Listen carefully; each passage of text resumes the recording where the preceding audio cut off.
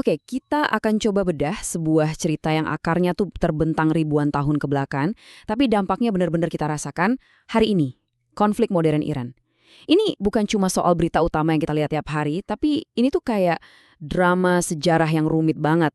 Coba dipikirin, Iran ini kan udah dihajar sanksi ekonomi puluhan tahun, ditekan sama negara-negara besar. Tapi kok ya, rezimnya kelihatan kuat-kuat aja. Nah, ini kan jadi pertanyaan besar ya. Apa sih rahasia di balik ketangguhan mereka? Nah, buat mecahin teka-teki ini, kita harus lihat ke dalam, ke fondasi kekuatan Iran yang seringkali bikin banyak pengamat geleng-geleng kepala.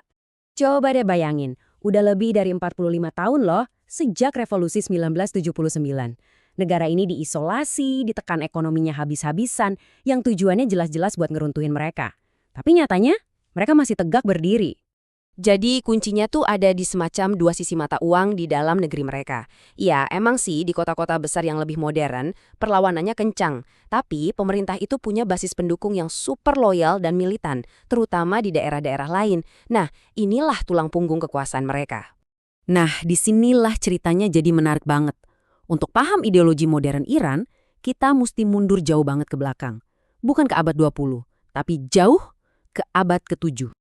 Jadi gini, akar perpecahan besar dalam Islam antara Sunni dan Syiah itu awalnya sama sekali bukan soal teologi yang jelimet. Ini murni, benar-benar soal perebutan kekuasaan politik. Siapa yang paling berhak jadi pemimpin setelah Nabi Muhammad wafat? Konfliknya itu mengerucut ke dua kubu utama. Di satu sisi, ada pendukung Ali, menantu sekaligus sepupu Nabi. Di sisi lain, ada pendukung Muawiyah, seorang gubernur yang punya kekuatan politik dan militer yang besar. Nah, para pendukung Ali inilah yang disebut Syiah Ali, yang artinya Partai Ali atau kelompoknya Ali. Lama-lama, ya disingkat aja jadi Syiah. Sementara itu, kubu yang satunya, yaitu mayoritas Muslim waktu itu, mikirnya beda. Buat mereka, yang paling penting itu persatuan umat, stabilitas. Mereka terima kepemimpinan yang ada biar nggak pecah. Nah, kelompok inilah yang jadi cikal bakal Sunni. Oke, sekarang kita lihat gimana caranya perpecahan politik ini berubah jadi sesuatu yang jauh lebih mendalam. Jadi sebuah ideologi yang lahir dari sebuah tragedi besar. Singkat cerita, setelah Ali berkuasa sebentar, konflik ini meledak jadi satu peristiwa yang, dampaknya terasa sampai sekarang. Pertempuran Karbala. Disitulah Husain, putranya Ali, yang juga cucu Nabi, dikepung dan dibunuh secara tragis bareng para pengikutnya. Kematian Husain ini jadi momen yang mengubah segalanya. Peristiwa Karbala ini benar-benar membentuk identitas Syiah untuk selamanya. Dari yang tadinya cuma kelompok politik, mereka berubah jadi simbol perlawanan terhadap kekuasaan yang dianggap zolim dan tidak sah. Jadi ini nih poin paling pentingnya. Sebuah perebutan kekuasaan politik ditambah dengan tragedi Karbala akhirnya melahirkan sebuah narasi yang kuat banget. Narasi soal pengorbanan, soal mati syahid, dan perlawanan tanpa henti melawan penindasan. Dan ideologi inilah yang jadi DNA-nya Syiah. Oke, sekarang kita fast forward 1300 tahun ke depan. Gimana sih semangat perlawanan kuno ini muncul lagi di panggung politik dunia sekarang?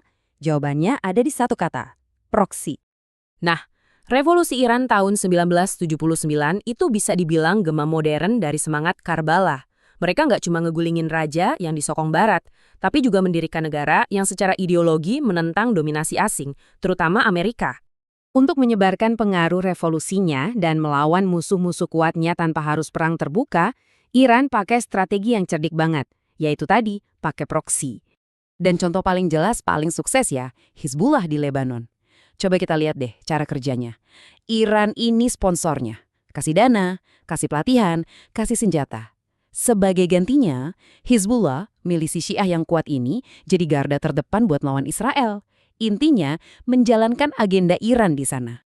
Tentu aja, jaringan proksi yang makin besar ini bikin Iran berhadapan langsung sama Amerika Serikat, yang akhirnya bikin strategi balasan yang jitu banget buat nahan pengaruh Teheran. Nah, jadi pertanyaannya, gimana coba caranya ngelawan negara yang seluruh identitas modernnya itu dibangun di atas ideologi perlawanan yang usianya udah ribuan tahun? Ternyata jawabannya ada di sejarah itu sendiri. Caranya, ya dengan memainkan lagi perpecahan politik yang umurnya 1400 tahun itu. Dengan sengaja memanaskan lagi konflik antara Sunni dan Syiah di seluruh Timur Tengah. Dan hasilnya kelihatan jelas banget. Coba deh perhatiin.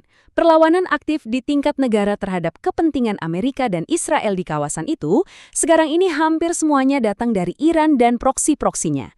Negara-negara kuat Sunni lainnya, sebagian besar udah dijinakan atau malah jadi sekutu. Jadi hal yang paling penting untuk kita ambil dari sini adalah bagaimana sebuah luka sejarah yang dalam bisa diubah jadi senjata, sebuah alat geopolitik yang canggih untuk mengontrol Timur Tengah di zaman modern. Dan semua ini ninggalin kita dengan satu pertanyaan terakhir yang cukup bikin merinding ya. Sampai kapan sih perpecahan yang udah berumur 1400 tahun ini bakal terus jadi bensin yang membakar konflik di dunia modern?